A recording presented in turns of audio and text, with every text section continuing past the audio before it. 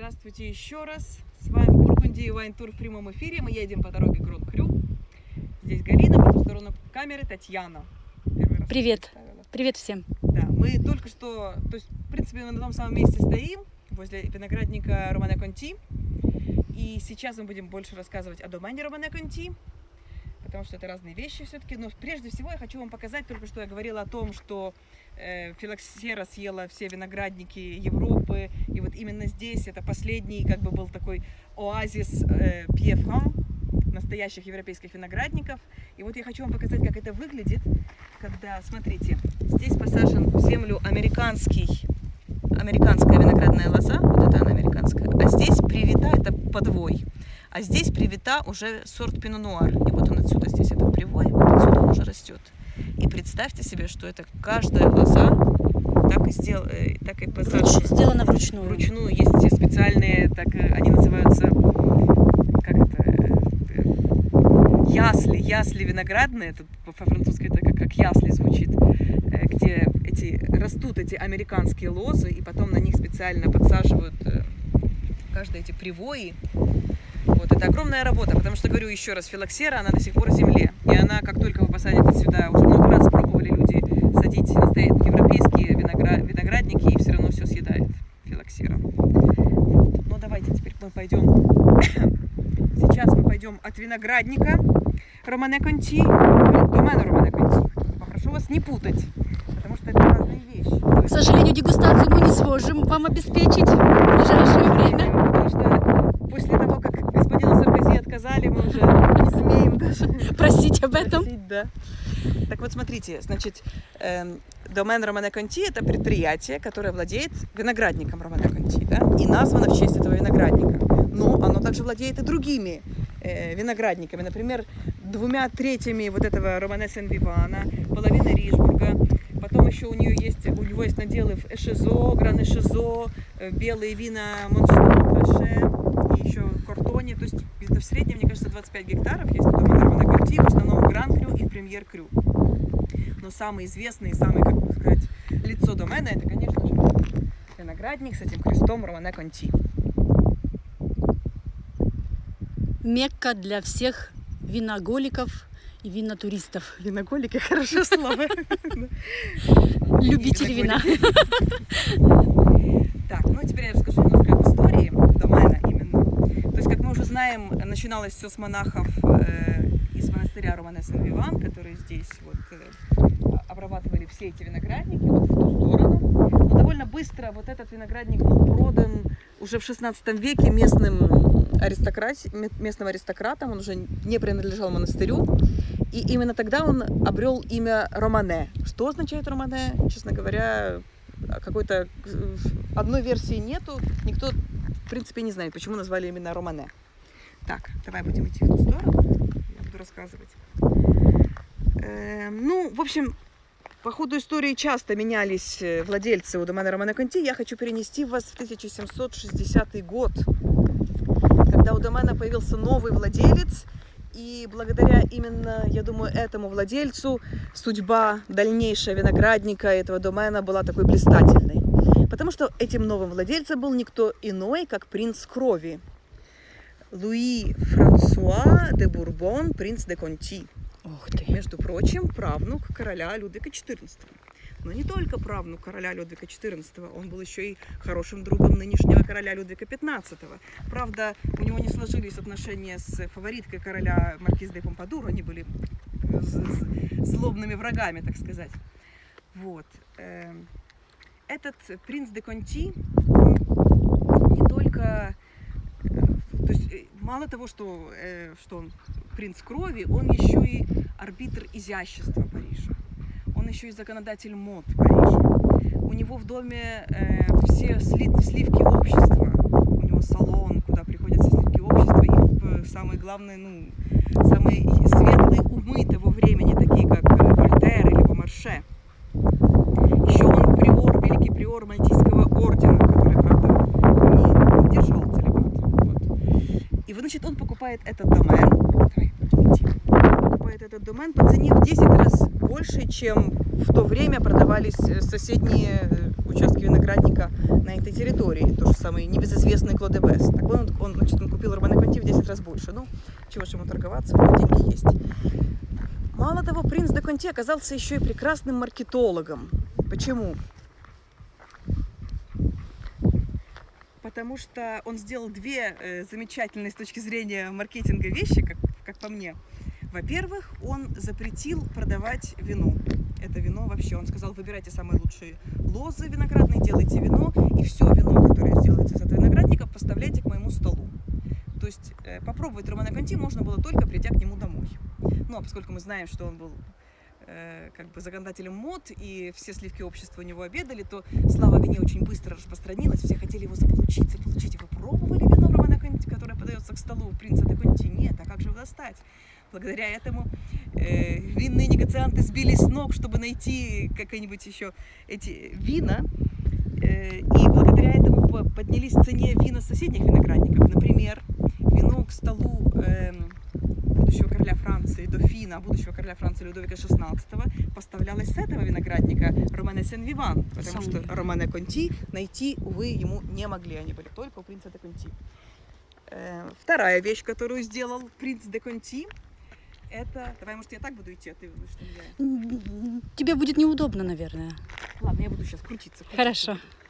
Чтобы вам было лучше за мной видно все. Вторая вещь, значит, которая, как по мне, очень правильно маркетологически, это он дал свое имя винограднику. То есть он назывался от этого Романе, а принц Конти решил называть его Романе Конти. Романе Конти. Для вновь присоединившихся наших друзей повторяем, что мы находимся в виноградниках самых известных в мире. Это Романе Конти. И, собственно говоря, это очень несвойственно для Бургундии, чтобы собственник виноградника давал ему свое имя. Ну, то есть, может, кто-то и давал, но оно никогда не приживалось. А в этот раз, даже спустя 30 лет, уже давно умер тот принц Конти, который покупал этот виноградник, и когда спустя 30 лет наступила Великая Французская революция, то по старой привычке, конечно, по привычке было все национализировано, а потом продано с аукциона. И вот люди, которые там выставляли на аукцион этот домен, но они почему-то не забрали такое аристократическое имя, да, Конти, а оставили его для того, чтобы поднять цену домена. И там описывали какое-то прекрасное вино, что его подавали к столу принца де Конти. Вот. Ну, вот это то, что касается принца де Конти. Теперь, после Великой революции, опять-таки, менялись владельцы. Я хочу вас перенести уже сразу в начало 20 века.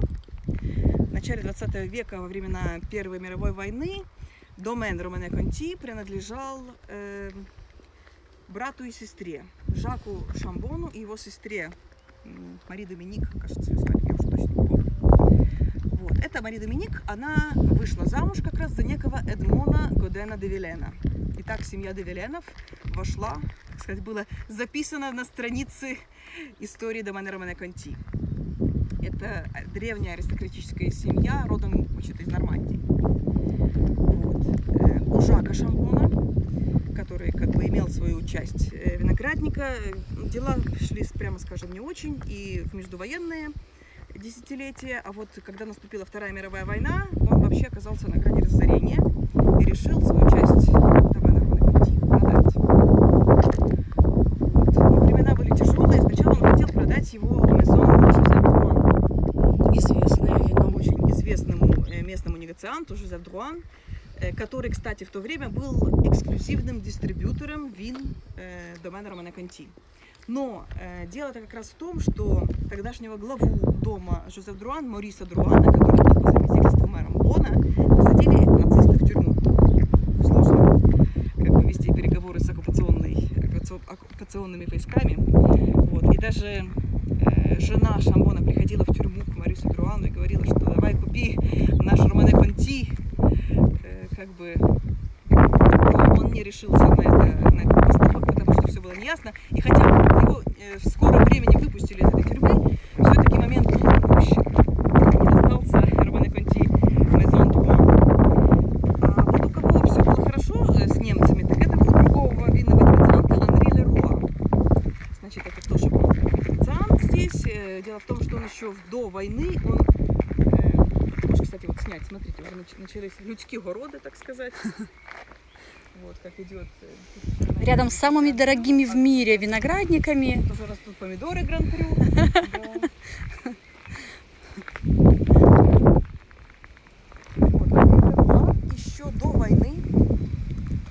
Еще до войны он наладил продажу в Германию коньяка. Как-то они там умудрялись его продавать по дешевке и заработал на этом много денег. Хорошо он там имел отношение в немецкой среде, знал немцев и, в общем, он понял, что это время настало, его звездный час, и решил купить домен. И таким образом с 1942 года получилась та конфигурация, которая сохраняется до сих пор. Доменом в равных степенях по 50% владеют две семьи, каждая из которых направляет своего представителя, который есть соуправителем домена Романе Конти. Как вечер. Да, нужно поближе стать. Значит, соуправители Романе Конти по одному из разных семей. Да, ну, хотя понятно, что поровну... Что? Это замеряет осадки. Размер осадков, по-моему, да? Вот этот прибор. Наверное. Да. Сколько дождя выпало. Мы тут проходили мимо Романе Конти и заметили вот такой прибор, который, по всей видимости, замеряет количество выпавших осадков за день. Думаю, сейчас как не начнут падать осадки нам на голову. Ну, Бургундий Вайнтур не боится дождя, он уже прошел боевое крещение. Да. Итак, продолжим. Да, значит, хотя по 50% было у двух семей поровну как бы капитала, да, но понятно, что денег было больше-то у Андре Леруа. И он их давал на нужды, каждодневные нужды домена, в том числе и на то, чтобы пересадить вот эти старые лозы, изъеденные филоксерой, да. И из-за этого Леруа как бы диктовал свои условия, и его предприятие Maison Leroy, то есть его негациантский дом, он стал иметь эксклюзивное право на распространение вин домена Романе Конти во всем мире, кроме Великобритании и Соединенных Штатов Америки. Запомним это, потому что это потом будет нам пригодиться, когда я буду рассказывать вот эту историю конфликта, который возник в домене. А, собственно говоря, вот мне кажется, что да, в общем, в домене столкнулись вот эти две семьи, де Вилен и Леруа, они были представителями совершенно разных классов. Де Вилен — это такая старинная, традиционная земельная аристократия, да, а Леруа — это такие молодые, активные буржуа, нувориши, скажем так, да. Поскольку это были семьи с разным мировоззрением, мне кажется, что это как раз и заложило тот конфликт, который потом возник, хотя возник он гораздо позже, аж через 50 лет с описываемых сейчас нами событий, но все-таки разность этих семей, она сказывалась потом в управлении доменом. Итак, значит, со стороны де Вилен управлял доменом сначала Эдмон, потом его сын Анри, а потом его внук Обер де Вилен, который, кстати, еще до сих пор сохраняет менеджерские позиции здесь. Так, слушай, давай мы уже подошли вплотную, тут они как раз свежий асфальт положили. Ой, что-то тут активные работы идут. А, кстати. Очень оригинальное название. Кто... Улица потерянного времени. Я думаю, что это улица потерянного времени тех винных любителей и торговцев, которые стояли здесь в надежде купить хоть одну бутылочку Романе Конти, но им так ничего и не подали.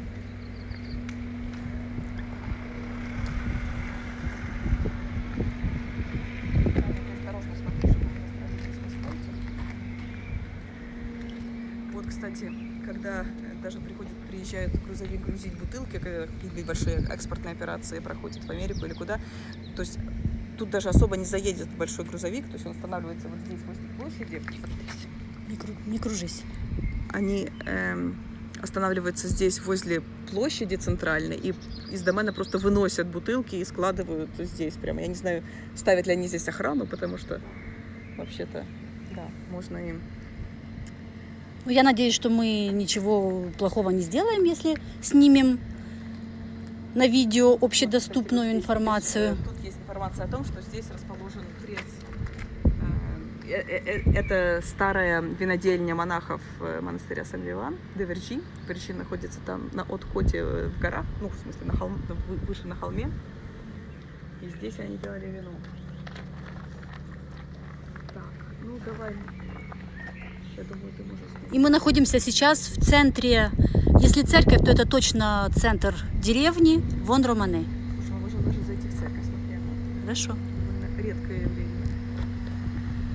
Красивое, да?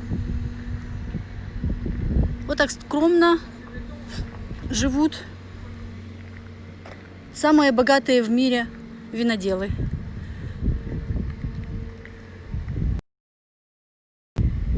Ну, кстати, Обер-де-Вилен, он сюда приезжает, он живет совсем недалеко, оттуда чуть дальше, в своем поместье в Бузероне, делает вино Легате, сюда очень часто приезжает. Мой муж его видел, например, на стареньком Рено, он тут приходит, смотрит на лозы. Мой муж его видел, пожал ему руку. Как бы Обер-де-Вилен пользуется здесь очень большим уважением. Это как такая скала надежности и стабильности в нашем нестабильном мире. Он такой...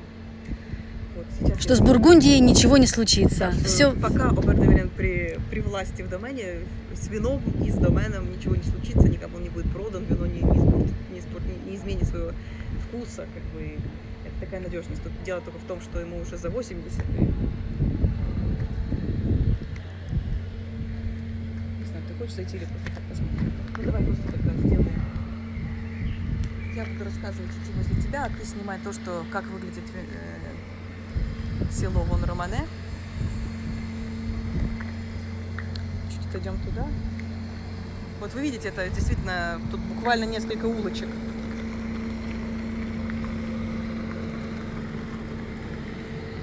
Рядом с их поместьем находится винный подвал, да, Maison de Vin. Да, здесь местные виноделы. Ну, вообще очень трудно найти какое-то вино Вон-Романе. А, вот здесь, кстати, интересно. Давай сюда подойдем, смотри. Это автобусная остановка. Сюда приезжают большие группы туристов, большие автобусы. Они туда не едут, на виноградник останавливаются здесь. И вот здесь как раз есть карта. Обычно на автобусных остановках стоит карта, как бы куда едет автобус, и здесь карта виноградников. Класс. И вы как раз Класс. видите, что вот Бузет-Иси, мы здесь. Вот мы прошли по улице потерянного времени мимо домена Романе Конти, мимо Гран-Крю Романе Сен-Виван до самого домена Романе Конти. И, как я говорила, например, Крю-Фушо, Латаш, Гран-Рю. Ну, как раз все те названия, которые и вы слышали в первом нашем выпуске. Части, да. Ну, давайте я вернусь к рассказу о Леруа контра де Вилен и о конфликте, который последовал. Я же обещала рассказать, что было, да, интересное. На каком фоне стать? Или давай, может, я стану на том фоне? Вот да? так. Если нас слышно, тут как бы не очень красиво, тут переселяет крышу, видишь? Так вот, значит, мы остановились на том, что со стороны семьи де Вилен, Обер-де-Вилен был у руля этого домена, это еще 70-х годов. А со стороны Леруа, когда умер Андрей Леруа, он оставил все свое состояние двум своим дочкам, Полин и Марсель. Но поскольку Полин не сильно интересовалась виноградарством, то в бразды правления взяла Марсель. Ее еще называли Лалу, то есть вообще ее звали Лалу без Леруа. Вот. И она стала соуправителем со стороны семьи Леруа. Также она управляла Мезон Леруа, и у нее еще было два своих домена. Домен Леруа и домен Овене. Вот. И именно, собственно говоря, эти двое, Обер-де-Вилен и Лалу без Леруа, они своей общей работой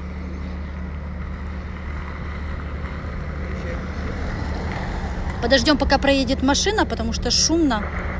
Все-таки рабочий день. благодаря их общим усилиям звезда Романе Конти засияла так ярко, как никогда до этого. Но дело в том, что эти двое... Слушай, а нужно куда-то уходить, потому что здесь еще много машин. Давай мы пойдем в ту сторону с тобой. И я буду по дороге рассказывать, а мы будем дальше смотреть, какие тут богатые дома. Старые, но богатые, хорошо ухоженные. Так вот.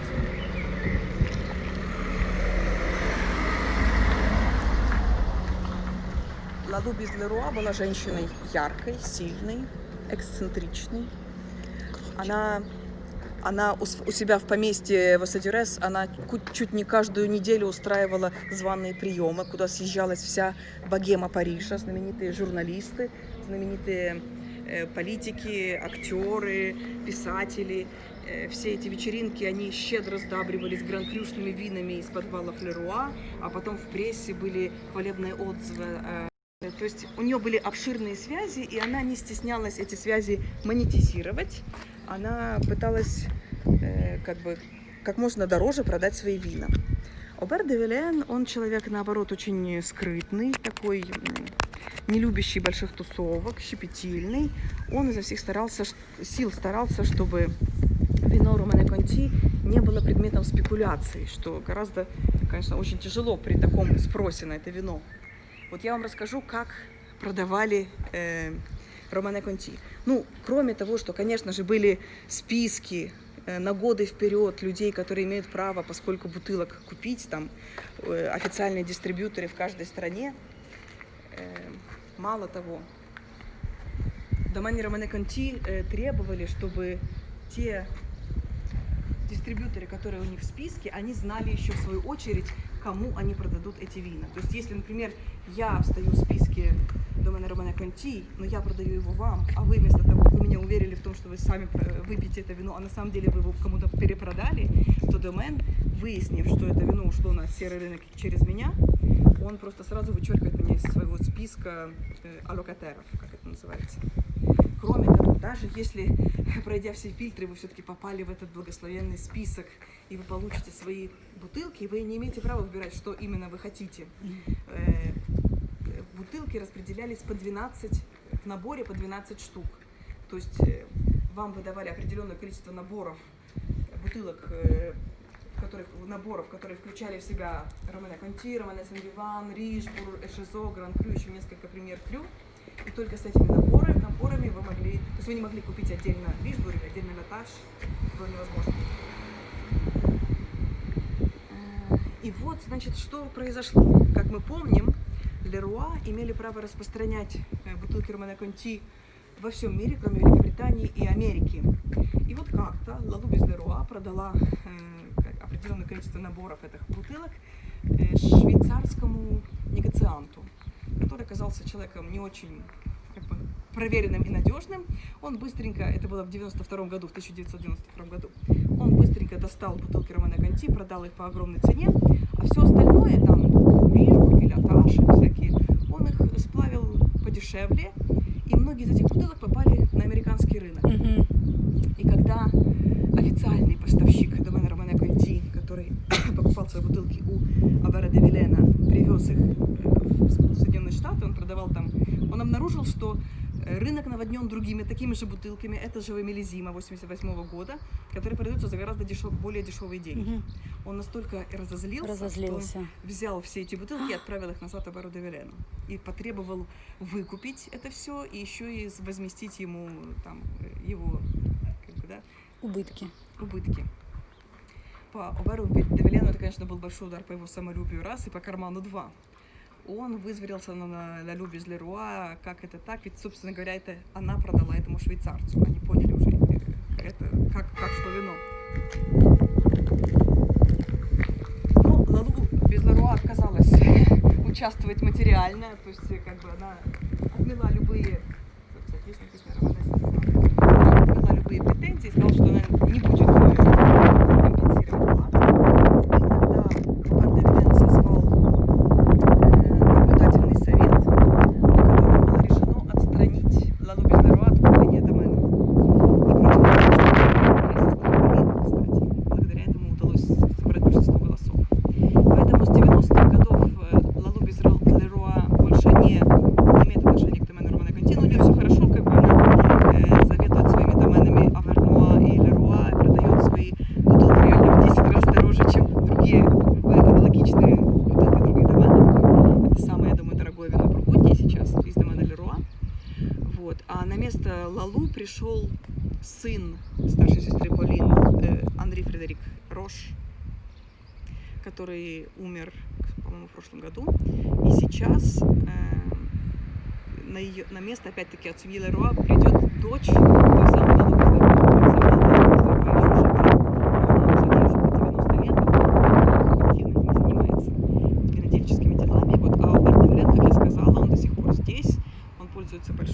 уважением и большим влиянием.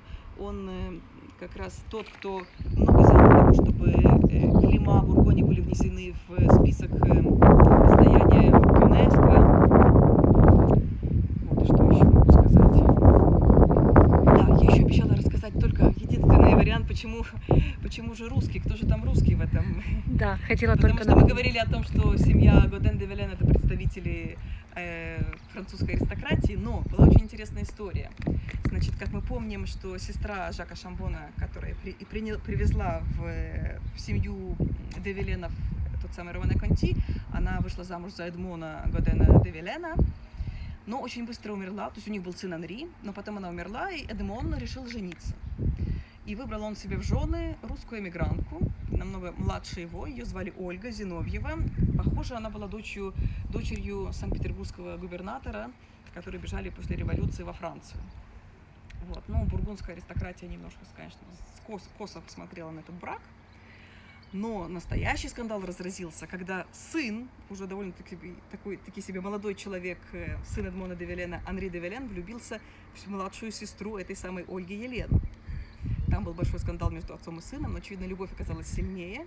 И Анри де Вилен женился на сестре как бы своей мачехи Елене Зиновьевой. И именно Обер де Вилен — это сын от этого брака.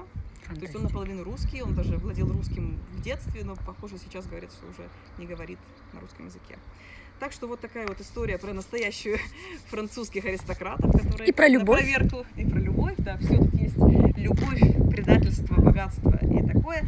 То есть Доман Романе Конти — это большое наследие, культурное, не знаю, как сказать. В общем, это не просто вино. И даже если мы его никогда не попробуем, все равно нужно знать, что оно такое есть, что оно такое, не знаю, ну это уже как мифотворчество. Так что я вас оставляю с этим. Ждем вас в наших следующих эфирах. Если вы приедете к нам в Бургундию, мы обязательно привезем вас к этому кресту, и вы тоже сфотографируетесь на его фоне. И, может быть, то есть мы попробуем, ну, может, не Романе Конти, но что-нибудь, что растет рядом, потому что весь этот холм считается, да, как мы сказали, идеальным для взращивания пино-нуара, поэтому... Конечно, мы знаем очень много винеронов, у которых достойные, да, виноделов, у которых достойные вина. Да. Все, счастливо вам. До следующих встреч!